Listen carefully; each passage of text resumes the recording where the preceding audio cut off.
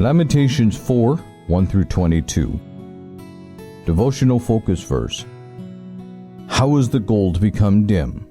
How is the most fine gold changed? The stones of the sanctuary are poured out in the top of every street. Lamentations 4:1.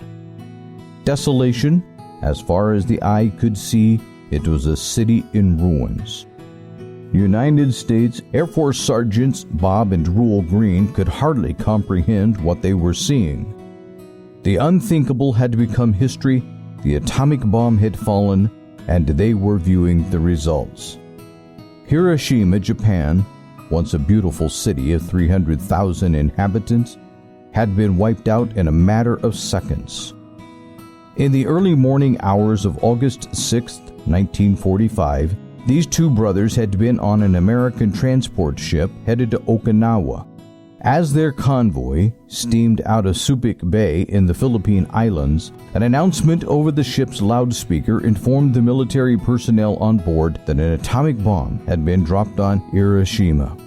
As Bob and Reuel absorbed that world-changing news, they had no idea that just a few months later, they would view that terrible scene of destruction with their own eyes. Nothing could have prepared them for what they saw during their time in Hiroshima on December 30th, 1945. Bob relates, "That was a walk that I will never ever forget. It was a quiet city, there was hardly a rustle. The streets had been cleared, but that was all. Mounds of debris and broken down buildings were everywhere. They had built some shacks with corrugated metal roofs in the rubble, just found something as a support on 2 or 3 sides, and put a sheet of metal across the top to make a hovel down there." Reuel and I had seen cities before that had been bombed, Manila, Osaka, and Kobe, but this city had been devastated by just one bomb. It was absolutely staggering. I remember it was almost like you were walking on hallowed ground. You didn't even want to talk out loud. Unlike the sudden destruction that obliterated Hiroshima, the city of Jerusalem had suffered a slow, lingering death. Today's text describes how the people, literally trapped within the city's fortified walls by the Babylonian army's siege, ran out of food. Filled with eyewitness details, these verses describe how priorities changed, people became desperate, and positions of influence meant nothing. Things of value became worthless. Even the gold and the stones of the sanctuary, mentioned in our focus verse, became as valueless as rubbish. The streets of the city, once busy avenues of commerce and companionship, were empty except for the scattered rubble of the temple, dying children, and people disfigured by the effects of starvation. The sad commentary about this account was that it did not have to be this way for Jerusalem. As the chosen city of God, all that God asked of its people was hearts that would truly worship Him. The people of Jerusalem had chosen to rebel against the God of the universe, and thus had brought this horrible judgment upon themselves. We can learn a lesson from the terrible devastation of Jerusalem. It is imperative that we heed the commands of God. When He calls us to serve Him and honor His name through the way we live, He expects us to do just that. If we ignore and reject His mercy and grace, we will bring judgment upon ourselves and most likely will cause innocent people to suffer as well.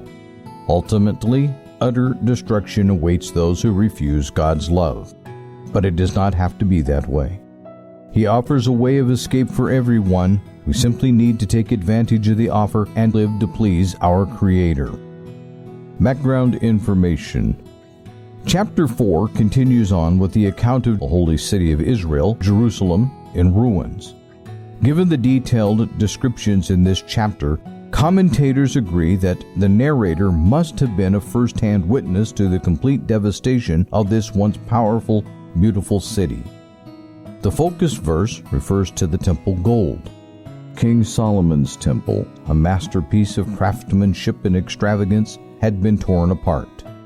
The fires of war had caused the once bright and polished gold of the temple sanctuary and Holy of Holies to become dim. The phrase, stones of the sanctuary, in this verse has a double meaning. There were the literal 12 stones on the breastplate of the high priest, but also, metaphorically speaking, this could refer to the priests and Levites who performed the ceremonial and sacred duties of temple worship. Because of their sins, they had been cast out of their consecrated office to become as common people. The siege against Jerusalem lasted for 18 months and caused the slow but utter destruction of the city.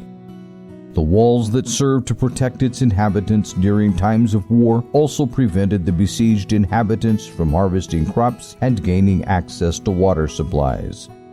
This chapter of Jeremiah's lament portrays a picture of such complete devastation that it touched every aspect of Jewish culture and every strata of society. From the oldest to the youngest, the richest to the poorest, no one was exempt from God's judgment. As the supplies of food slowly ran out, hunger slowly intensified. The reference in verse 6 to this punishment being worse than the punishment of Sodom refers to the knowledge of God that the people of Jerusalem possessed. They knew and understood what God required of them, and their prolonged sinful choices brought a prolonged form of judgment. Sodom was destroyed in a moment compared to the lives of the people in Jerusalem slowly ebbing away through famine. Due to the extreme famine in the city, women were forced to neglect their dying babies, having no means of feeding them. Others resorted to eating their own children, while those who were accustomed to living well and staying clean were found clinging to filth or dunghills. See verse 10. Everything comfortable and pleasing had been stripped away.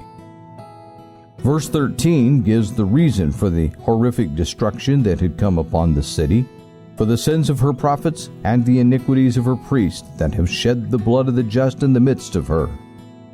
The spiritual leaders had killed innocent and righteous individuals. The Edomites were descendants of Esau, Jacob's brother. They were longtime enemies of the children of Israel and enjoyed knowing that Jerusalem had fallen. In verses 21 and 22, the Edomites were warned of judgment that would come to their nation. Conclusion: pain and utter misery await those who fail to follow God's instructions. Let us learn from the terrible destruction of Jerusalem and purpose to escape divine judgment by being obedient to God and faithful in our worship of Him. Lamentations. Chapter 4. How is the gold become dim? How is the most fine gold changed? The stones of the sanctuary are poured out in the top of every street. The precious sons of Zion, comparable to fine gold, how are they esteemed as earthen pitchers, the work of the hands of the potter. Even the sea monsters draw at the breast, they give suck to their young ones. The daughter of my people is become cruel, like the ostriches in the wilderness. The tongue of the sucking child cleaveth to the roof of his mouth for thirst, the young children ask bread, and no man breaketh it unto them. They that did feed delicately are desolate in the streets, they that were brought up in scarlet embrace dunghills. For the punishment of the iniquity of the daughter of my people is greater than the punishment of the sin of Sodom, that was overthrown as in a moment, and no hand stayed on her. Her Nazarites were purer than snow, they were whiter than milk, they were more ruddy in body than rubies, their polishing was of sapphire. Their visage is blacker than a coal, they are not known in the streets, their skin cleaveth to their bones, it is withered, it is become like a stick. They that be slain with the sword are better than they that be slain with hunger, for these pine away, stricken through for want of the fruits of the field. The hands of the pitiful women have sodden their own children, they were their meat in the destruction of the daughter of my people.